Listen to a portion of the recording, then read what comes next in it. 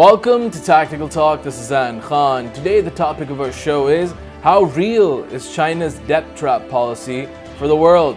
Today the guest of our show is Hussein Askary, who is the Southwest Asia coordinator for the Schiller Institute. He's also a researcher and a writer and a scholar. He's recently written a research paper with another scholar of the Schiller Institute on the China's debt trap policy.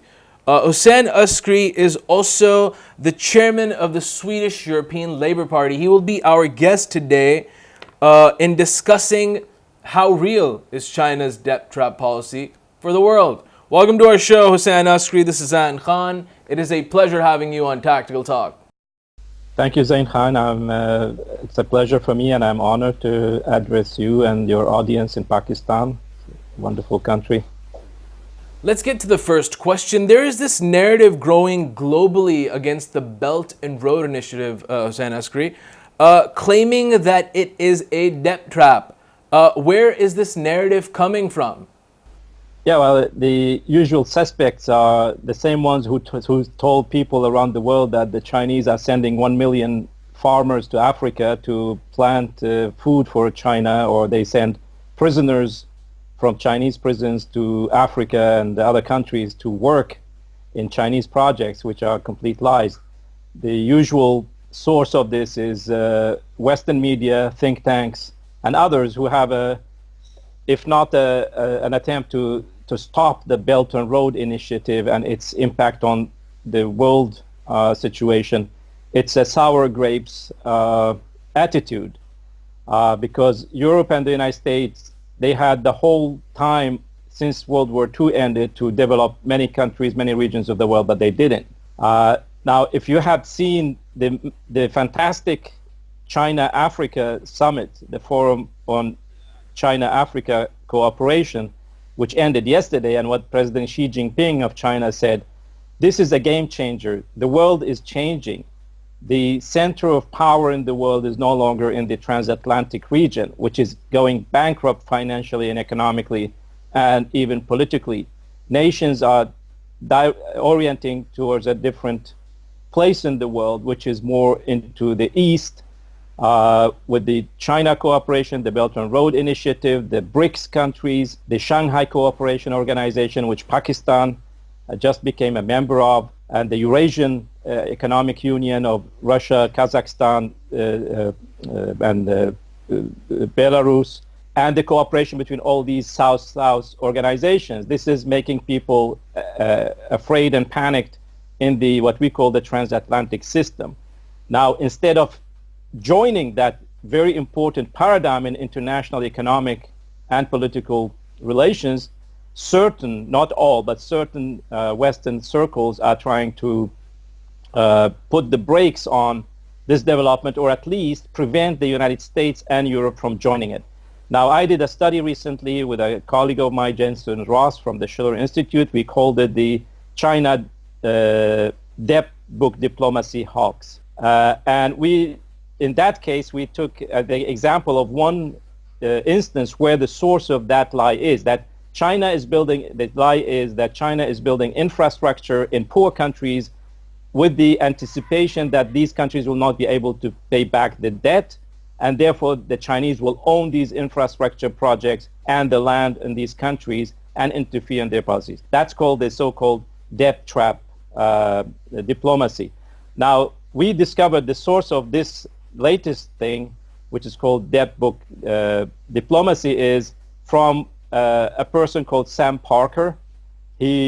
He's a student. He's not even a professor at the Kennedy School, at the Belton Institute and the Kennedy School of Economics, but at the Harvard University. Now, he has never studied economics. He comes from the American Homeland Security Ministry or Department with a security background.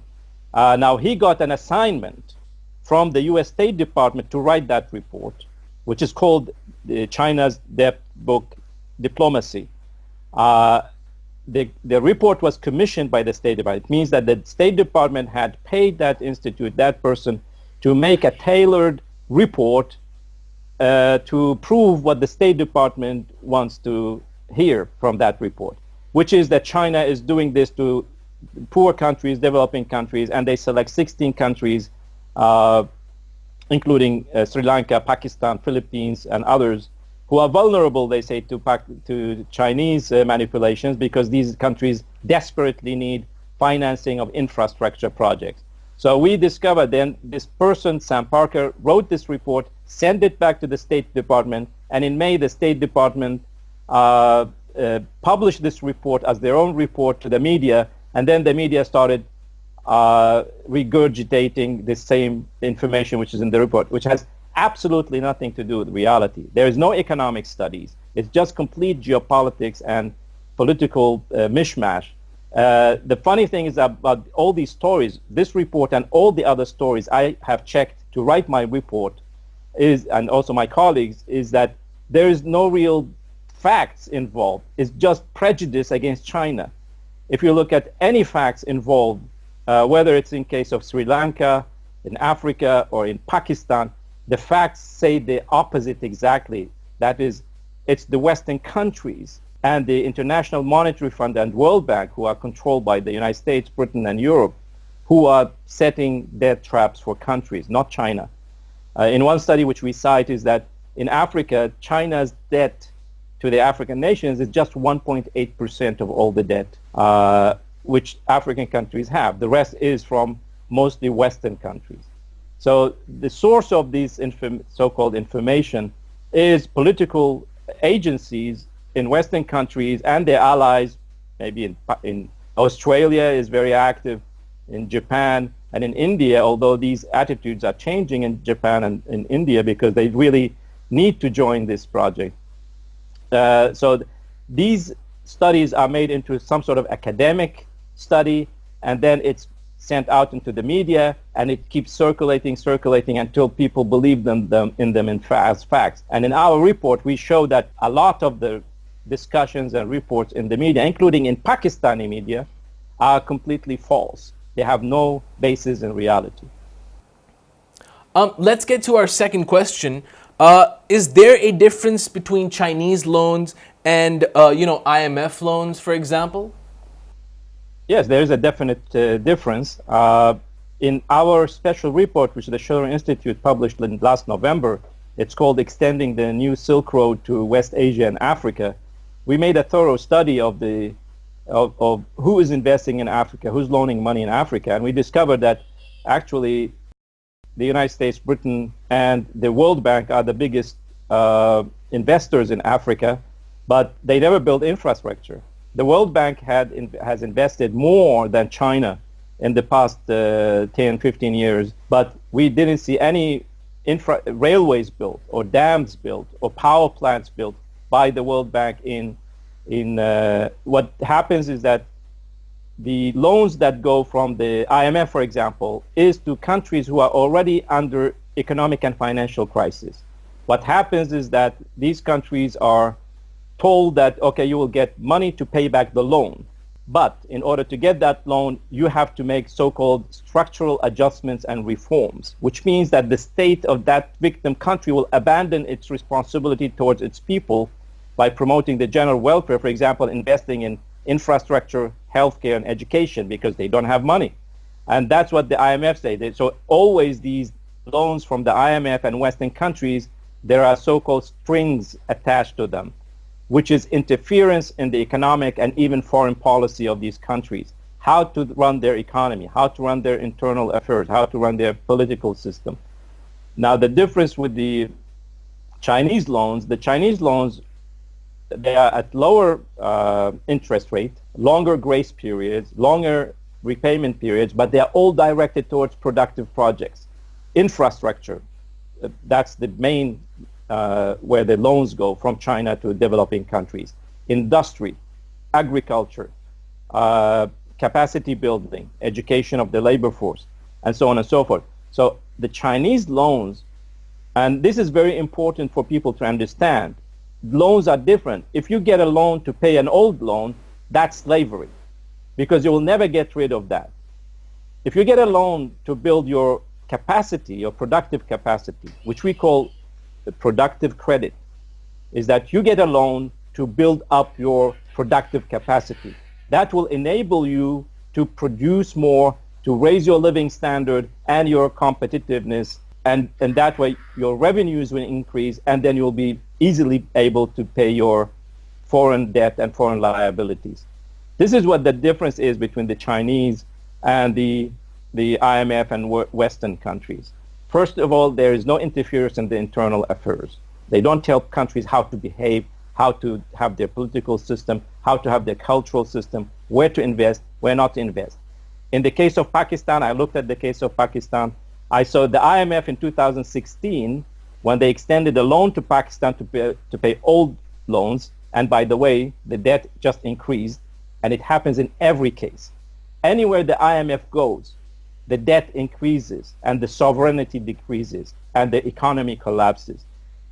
As in the 2016 package, the Pakistani government was forced to abandon what is worth 200 billion rupees in infrastructure investments. The IMF told the Pakistani government, you can't spend money on building infrastructure and industry. You don't have money. You have to pay back your debt. You have problems. So you cannot spend. They call it spending. And this is the way these countries are locked into a trap, because without increasing your productivity, which depends massively on having good infrastructure, lots of electricity, water, industries, if you don't have these, how will you ever be able to pay back your debt? And this we see in the tragic case of Greece. The European Union and IMF, they gang together to deprive Greece of all its possibilities to repay its debt. And the debt is the other interesting thing. Every time they get an aid package from the IMF and the EU, the money never goes to Greece. The money goes from the bank accounts of the European Central Bank or the IMF to the bank accounts of European banks who had loaned the money. What Greece gets is more and more debt. And this is what Pakistan could get soon if they go along with the IMF packages. So the difference is, if you loan money to increase your productive capacity, that's a good debt. If you loan money to pay old loans, that's slavery. That's a bad debt. Can you give us examples of countries where the Belt and Road Initiative did exactly the opposite of what the debt trap narrative is claiming?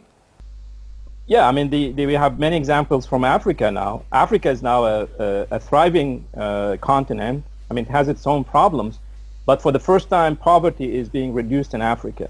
We have countries like Ethiopia or Kenya, but Ethiopia is a good example where, I mean, Ethiopia has no natural resources for people to say China is interested in the natural resources of Ethiopia. They have no real natural resources. And the Chinese built railways from Djibouti to Addis Ababa. They are building internal railways. They are building industrial parks. And the economy of Ethiopia is growing by double digits. You know, it's the only country in the continent and maybe in the world which is growing by double digits. That's more than 10%.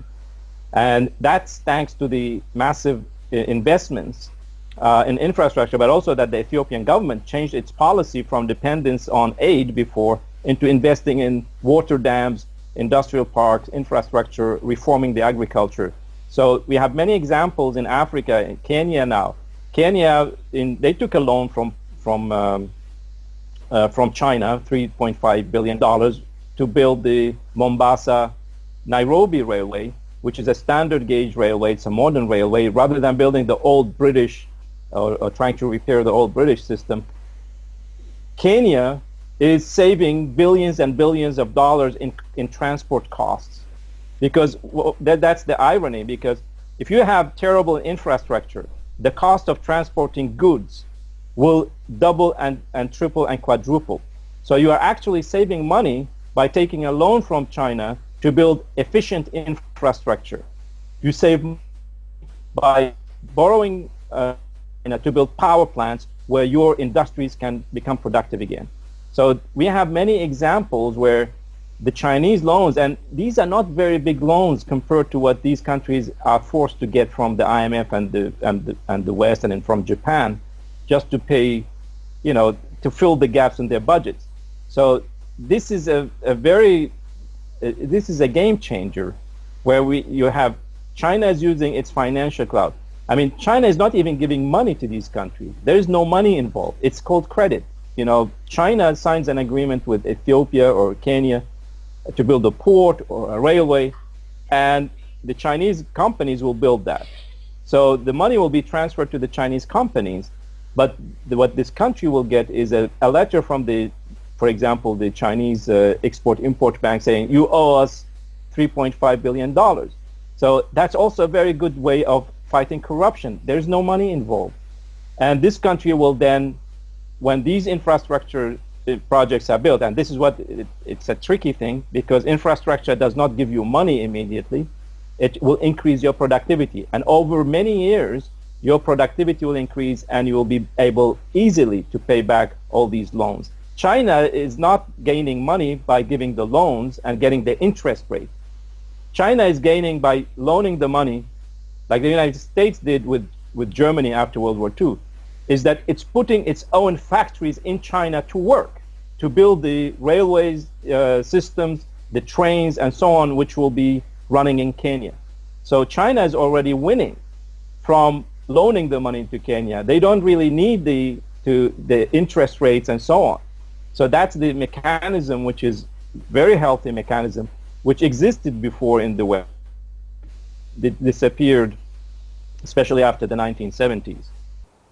Hussein Askary, let's get to Pakistan and the China-Pakistan Economic Corridor. How economically useful and viable is the Cpec, the China-Pakistan Economic Corridor, for Pakistan?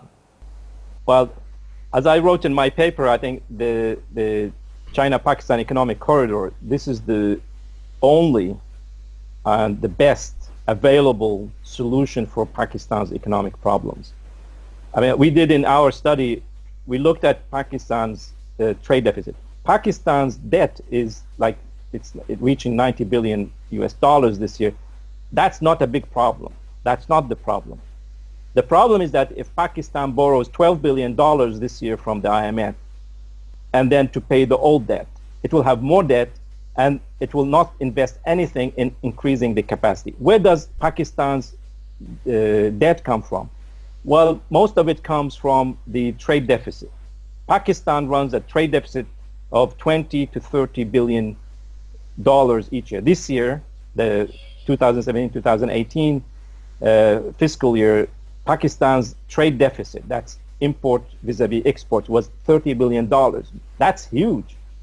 But how much of that went to borrowing money to buy fuel for electricity generation in Pakistan? Every year, Pakistan spends, or the deficit to buy oil and gas to produce electricity is between 13 and 14 billion dollars. That's half of your trade deficit, is because you can't generate electricity in Pakistan using Pakistani resources. You have to import gas and oil to produce the little electricity, and it's not even enough. You have a huge deficit.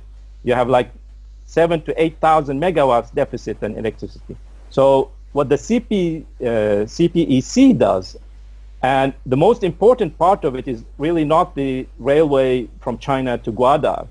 The most important and immediate part of it is the power generation, which is the largest portion of the CPEC, with the coal-powered power plants, with the hydropower plants, and so on.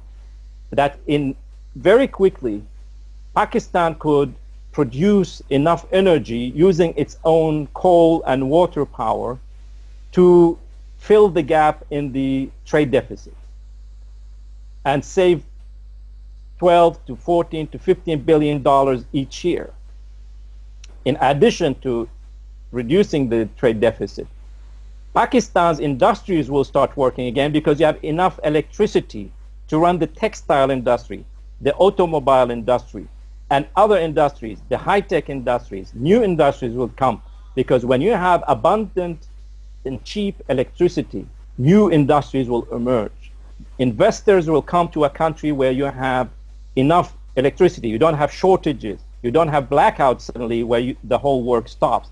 No investor would invest in a country like this. So what the CPEC will do in 2 to 3 years is that filling the gap in the electricity generation, which is the black hole which is swallowing Pakistan's resources and destroying its productivity. So you have enough coal, you have water power, hydropower, you can generate your own electricity. That in itself is a gain. Two, you will have higher productivity, your industries will start working, and the trade deficit will disappear within a few years. So the CPEC, Pakistan should have done these things many years ago, but because of the political and economic conditions in the world, Pakistan was not allowed neither to use its coal resources nor develop the nuclear power, which I think should be the future source of power for Pakistan after coal. But you have immediately a source available for you, you should use it. And that's where the CPEC comes into the picture. Now, with all the other infrastructure development programs, which the CPEC involves, including facilitating trade for China and so on, you will have a flourishing economy. And within a few years, you will be rid of your trade deficit, you will be rid of your debt. Having debt is not the problem. The problem is, where do you use these loans? And China's loans are directed now to increase Pakistan's productive capacity.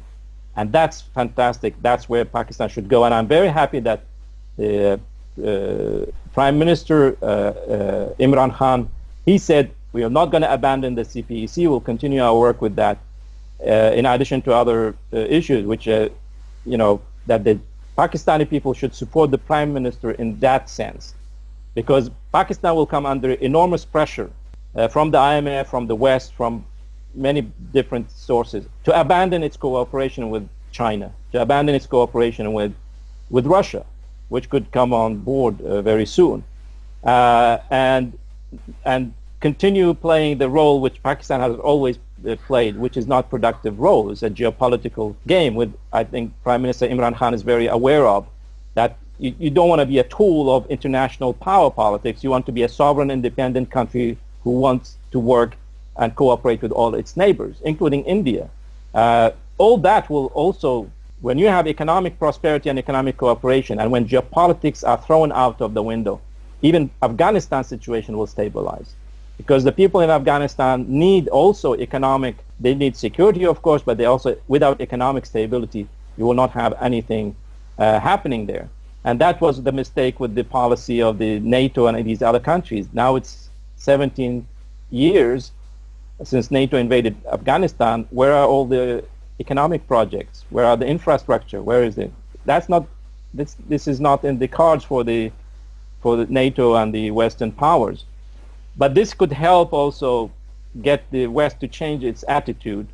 If Pakistan insists that Pakistan's policy is to be independent country, we design our policies, we want to work with our neighbors, and that's the right way to do it. Let's get to our last question. What are your suggestions for the Pakistani government of Imran Khan as to how to tackle the coming economic challenges while benefiting from the China-Pakistan Economic Corridor, Cpec? Yeah, well, point one is, which as I mentioned, is Pakistan continues to work with China on the Cpec. It has to develop also relations with other industrial countries to bring industrial projects, power projects like nuclear power plants should be built. Many countries can do that and help Pakistan with that. But I think what should be emphasized here is that Pakistan should set its foot down and tell the IMF and its backers that Pakistan needs a debt moratorium. We cannot continue going into this vicious spiral, vicious circle, where you borrow more money to pay all debt. Pakistan needs a break, and that's called a debt moratorium, that Pakistan freezes repayments of debt or interest or the principal of the debt for a few years. Doesn't mean that Pakistan says, no, we will never pay the debt. That's an obligation which all nations have to do, but not at every price.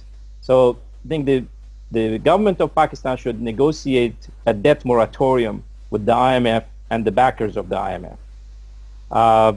And that will give Pakistan enough room to breathe and to reorganize its economy in the coming 3-4 years, until also these power projects and infrastructure projects are completed. The other point which I would advise, which I do to every country in the developing nations, is that you need to have your own credit system.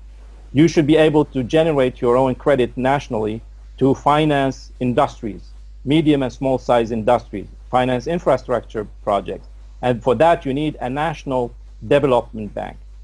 I think Pakistan had that in the 1970s, whereby the government backed a bank for industrial investments, agricultural investments, whereby Pakistan can produce credit, that's what people call money, to loan to small and medium-sized industries, to agriculture, to farmers, and to infrastructure projects to enable these to have a domestic, like food security, to have a domestic industry.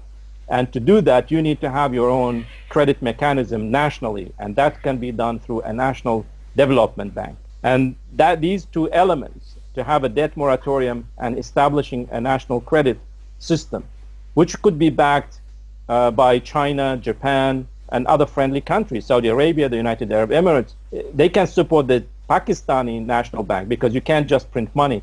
You need somebody to guarantee that you are using that money. Like in the Marshall Plan, the German Reconstruction Credit Authority was producing German money to finance the German reconstruction. But that was guaranteed by the United States power. So as a backer, because they would say, we guarantee these credit which is issued by the German credit institutions.